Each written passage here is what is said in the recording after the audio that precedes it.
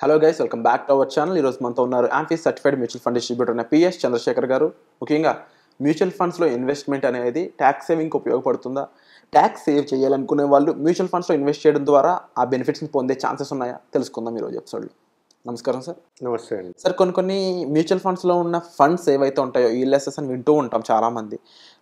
ఇవన్నీ కూడా tax save చేయడానికి ఉపయోగపడతాయని చెప్పేసి వింటూ ఉంటాం. మెయిన్గా హై శాలరీ పీపుల్ ఎక్కువ అడుగుతున్న క్వశ్చన్ ఇది. ట్యాక్స్ సేవ్ చేయడానికి మ్యూచువల్ ఫండ్స్ అనేవి మాకు ఏ విధంగా ఉపయోగపడతాయి?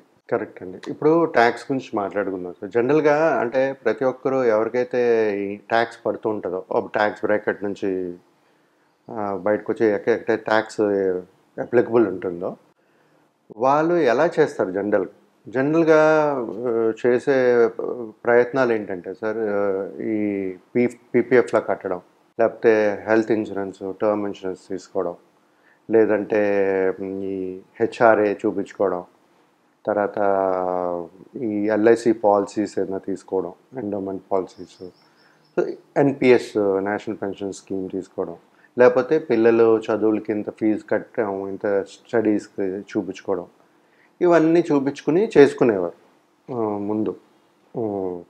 ఇప్పుడు కూడా చేస్తున్నారులేండి కొన్ని కంపెనీస్. సో అలాగా ట్యాక్స్ సేవింగ్ అనేది కొంత చేస్తూ వచ్చారు. అది కాకుండా ఇప్పుడు హోమ్ లోన్ కూడా తీసుకున్నా మనం ఎంతో కొంత ట్యాక్స్ సేవింగ్ అనేది చేసుకోగలుగుతాం. అది కాకుండా సార్, ఇప్పుడు మ్యూచువల్ ఫండ్స్లో మనం ఏదైనా చేయగలమా అంటే, ఇంతవరకు మనం ముందు చెప్పిందంతా సార్ ఏంటంటే ట్యాక్స్ ఎగ్జంప్షన్ కోసమే మనం ఒక ఇన్వెస్ట్మెంట్స్ అనేది చేసాం. అక్కడ ఏంటంటే మనకి వెల్త్ క్రియేట్ అవ్వట్లేదు. మనం పెట్టిన పెట్టుబడి ట్యాక్స్ తగ్గించుకోవడానికే చేస్తాము. కాకపోతే ఆ ట్యాక్స్ ఎంతైతే మనకి ఎగ్జంప్షన్ వస్తుందో అది మనకి ప్రాఫిట్, మనకి ఇన్కమ్, ఎక్స్ట్రా బెనిఫిట్ అనుకోండి. సో ఇప్పుడు అదే డబ్బులు మనం ఏటీసీ అండర్ 1,50,000 వరకు ప్రతి ఇయర్ ఇన్వెస్ట్మెంట్ చేయొచ్చు. సో అది మీరు ఒకేసారి లంసమ్ వేయండి, లేకపోతే మంత్లీ సిప్ రూపంగా కూడా వేసుకోవచ్చు. మనం 12,500 పర్ మంత్ వేసుకుంటే 12 మంత్స్లో 1,50,000 వరకు మ్యాక్సిమం వేసుకోవచ్చు. లేకపోతే వన్ షాట్ వేసేయచ్చు. మీరు వేసుకునేటప్పుడు ఆ ఫైనాన్షియల్ ఇయర్ అంటే ఏప్రిల్ టు మార్చ్, ఆ ఫైనాన్షియల్ ఇయర్కి మీకు ట్యాక్స్ ఎగ్జంప్షన్కి మీరు సబ్మిట్ చేసుకోవచ్చు. 1,50,000 వరకు మనం చూపించుకోవచ్చు. సో ఈ విధంగా మనం ఒక ట్యాక్స్ అనేది మన మ్యూచువల్ ఫండ్స్లో ఇన్వెస్ట్ చేస్తూ చూపించుకోవచ్చు. ఇప్పుడు ఎక్కడ ఇన్వెస్ట్ చేయాలి అనుకుని మాట్లాడుకుంటే ఈఎల్ఎస్ఎస్ అని మ్యూచువల్ ఫండ్స్ ఉంటాయి, దాంట్లో ఇన్వెస్ట్ చేసుకోవాలి. అది మీకు చెప్పాను కదా, 1 lakh ఒకేసారి చేసుకోవచ్చు, లేకపోతే మంత్లీ చేసుకోవచ్చు. ఇప్పుడు చేసే ముందు ప్రతి ఒక్కరికి ఎంత ట్యాక్స్ పడుతుంది, ఎంత డిడక్ట్ అవుతుంది అనేది చూసుకోండి. చూసుకున్న తర్వాత వాళ్ళకి ఆల్రెడీ ఏమేమి ఉన్నాయి, అండర్ 80Cలో ఏమేమి ఉన్నాయో చూసుకోండి. చూసుకున్న తర్వాత ఎంతైతే మనం ఇన్వెస్ట్ చేయాలో అంత అమౌంటే ఈ ఎల్ఎస్ఎస్ స్కీమ్లో ఇన్వెస్ట్ చేయండి. ఇన్వెస్ట్ చేసేటప్పుడు ఏమవుతుందంటే దీంట్లో 2 బెనిఫిట్స్. ఒకటి, మీకు ట్యాక్స్ సేవింగ్ వస్తుంది. రెండోది, వెల్త్ క్రియేట్ అవుతుంది. 2 ఆప్షన్స్, 2 వస్తాయి దీంట్లో. కొన్ని దాంట్లో ఏంటంటే మీరు ఇప్పుడు ఇందాక చెప్పినట్టుగా ఎన్పిఎస్ అవన్నీ వేసుకుంటే, లేకపోతే పీపీఎఫ్ పాలసీలు తీసుకుంటే అంతవరకే వస్తుంది, క్రియేట్ అవ్వదు, మీకు వెల్త్ క్రియేట్ అవ్వదు, ట్యాక్స్ ఎగ్జంప్షన్ వస్తుంది. ఇక్కడ ఏంటంటే 2 వస్తాయి.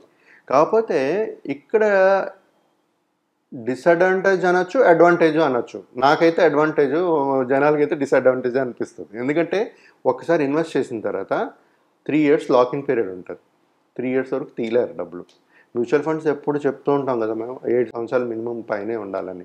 సో ఈఎల్ఎస్ఎస్ స్కీమ్లో ఏంటంటే 3 years వరకు లాకిన్ పీరియడ్ ఉంటుంది, తీయలేరు మీరు. అంటే ఒకేసారి లంసమ్ వేశారు అనుకోండి. ఫర్ ఎగ్జాంపుల్ ఇవాళ 5th February మీరు ఈరోజు 1,50,000 వేస్తారు, రైట్? సో ఈ ఫైనాన్షియల్ ఇయర్లోనే చూపించుకోగలుగుతారు. అదే మీరు ఏప్రిల్ వేశారనుకోండి, నెక్స్ట్ ఫైనాన్షియల్ ఇయర్ చూపించుకోవచ్చు. ఫర్ ఎగ్జాంపుల్ ఈరోజు వేశారు మీరు డబ్బులు, ఈరోజు వేసిన 1,50,000 ఒకేసారి లంసము మీరు 3 years వరకు తీయలేరు. అంటే 2025, 26, 27, 28, 28 February 5th వరకు మీరు తీయలేరు. మార్చ్ 28కి మీకు ఆ అమౌంట్ అనేది రిలీజ్ అవుతుంది, మీరు తీసుకోవచ్చు అప్పుడు, రైట్? అదే మీరు ఇక్కడ ఏంటంటే sir, from the date of investment నుంచి 3 years ఉండాలి. ఇప్పుడు మన లంసమ్ అయిపోయింది. ఇప్పుడు సిప్ తీసుకోండి. ఎవ్రీ మంత్ 12,500 వేసాం అనుకోండి, చాలామంది కన్ఫ్యూజన్లో ఉన్నారు సార్. ఈ 12,500 ప్రతి నెల వేస్తున్నారు వాళ్ళు. సో వాళ్ళకి మళ్ళీ ఏప్రిల్ మార్చ్కి వచ్చినప్పటికి 1,50,000 మొత్తం చేసిన అమౌంట్ కావాలంటారు. రాదు. ఎందుకంటే మనం వేసిన డేటు ఇవాళ 12,500 ఈ మంత్ వేస్తున్నాం, నెక్స్ట్ మంత్ 12,500 వేస్తున్నాం. అంటే from the date of investment the amount ఏదైతే వేస్తున్నారో అక్కడ ఆ అమౌంట్కి 3 years లాగిన్ పీరియడ్. అంటే మీరు ఎలాగైతే క్రమబద్ధంగా 12,500 వేస్తారో మీకు అదే 3 years తర్వాత ఏప్రిల్ నుంచి 1 by 1 రిలీజ్ అవుతుంటుంది. అంటే 12,500 ప్రతి నెల 12,500 రిలీజ్ అవుతుంటుంది యూనిట్స్. అప్పుడే తీసుకోగలుస్తాం మనం. మీకు అర్థమైందా సార్ విరాట్ గారు? సో అలాగుంటుంది రిడమ్షన్. కాకపోతే ఇక్కడ వెల్త్ క్రియేషన్ అనేది ఉంటుంది. మీరు తీసుకోక్కర్లే, మీరు అలా వదిలేసినా మీకు మీ ఒక గోల్ సెట్ చేసుకుని మీ గోల్ క్రియేట్ చేసుకోవచ్చు. మీరు ఆ గోల్కి అలైన్ అయ్యి లేకపోతే ఎడ్యుకేషనో లేకపోతే రిటైర్మెంట్ అనేది కూడా ప్లాన్ చేసుకోవచ్చు. ఇలాంటి ప్లాన్స్లో మీరు డబ్బులు రాదు, లాకిన్ పీరియడ్ అయిపోతుంది అని అనుకోకండి. అది మీకోసమే మంచిది. వెల్త్ క్రియేట్ అవుతుంది అక్కడ. వెల్త్ క్రియేట్ అవ్వకపోతే అది మనం ఏదో ఉండిపోయింది, మనం ఉపయోగపడట్లేదు మనకి అని అనుకోవచ్చు. కానీ ఇక్కడ ఆప్షన్ లేదు, మనకి వెల్త్ క్రియేట్ అవుతుంది ఇక్కడ. సో ప్రతి ఒక్కరు ఏంటంటే సార్ ఈ ఈఎల్ఎస్ఎస్ ఆప్షన్స్ కూడా ఎక్స్ప్లోర్ చేయండి. మళ్ళీ సేమ్ ట్యాక్సేషన్ మన ఎలాగైతే ఈక్విటీ ట్యాక్సేషన్స్ ఉంటాయో 12.5% on long term capital gains.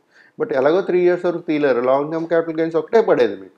So అవన్నీ చూసుకుంటూ మనం ఇలాంటి mutual funds tax saving under 80Cలో చేయగలుస్తున్నాం కాబట్టి వెల్త్ కూడా క్రియేట్ అవుతుంది. సో ఇలా ప్లాన్ చేసుకుంటూ వెళ్తే నార్మల్గా కంపేర్ టు దిస్ ఈ ఎల్ఐసి పాలసీలు కానీ దీని కానీ ఈ బెటర్ ఆప్షన్ అండి. సో ఎక్స్ప్లోర్ చేసి ప్రతి ఒక్కరూ ఈ ఈఎల్ఎస్ఎస్ స్కీమ్లో ఇన్వెస్ట్ చేసుకుంటే 2 బెనిఫిట్స్ పొందుతారండి. Wonderful sir. సో విన్నారు కదండి, ముఖ్యంగా ఎవరైతే ఈ ట్యాక్స్ బారిన పడుతూ ఉన్నారో సాలరీడ్ పర్సన్స్ అయి ఉండొచ్చు, మిగిలిన వాళ్ళు, ముఖ్యంగా మీరు ఈ ఈఎల్ఎస్ఎస్ ఫండ్ని ఒక ప్రొడక్టివ్గా యూజ్ చేసుకున్నట్లయితే చాలా మంచి బెనిఫిట్స్ పొందుతారు. మరీ ముఖ్యంగా ఇప్పుడు అంతా కూడా న్యూ ట్యాక్స్ రెజిమ్కి సంబంధించిన అప్డేట్స్లో చూసుకున్నట్లయితే అబౌట్ 1 lakh సంపాదించే వాళ్ళందరూ కూడా దీన్ని పరిగణలోకి తీసుకున్నట్లయితే మీరు ఈ ట్యాక్స్ సేవర్ ఫండ్ మీద ఏదైతే బెనిఫిట్స్ పొందుతున్నారో దానికి సంబంధించి మీరు ఇంకా డీటెయిల్స్ కావాలనుకున్నా కూడా డిస్ప్లే అవుతున్న నెంబర్స్ కాల్ చేసి చంద్రశేఖర్ గారిని సంప్రదించవచ్చు. మరీ ముఖ్యంగా ఇన్వెస్ట్మెంట్ అనేది చాలా ఇంపార్టెంట్. అందులోనూ మన రూపాయి మనకే ఉపయోగపడడం అనేది చాలా చాలా ఇంపార్టెంట్. దాన్ని సరిగ్గా గమనించి మీరు సరైన ఇన్వెస్ట్మెంట్ని ముందుగా చేయండి. సో వచ్చే ఎపిసోడ్లో మళ్ళీ కలుద్దామండి. మీకు ఎటువంటి ఇన్ఫర్మేషన్ కావాల్సిన మరొకసారి కామెంట్ సెక్షన్ కూడా క్లియర్గా మెన్షన్ చేసినట్లయితే చంద్రశేఖర్ గారు మీకు హెల్ప్ చేయడానికి ముందుకు వస్తారు. Thank you so much.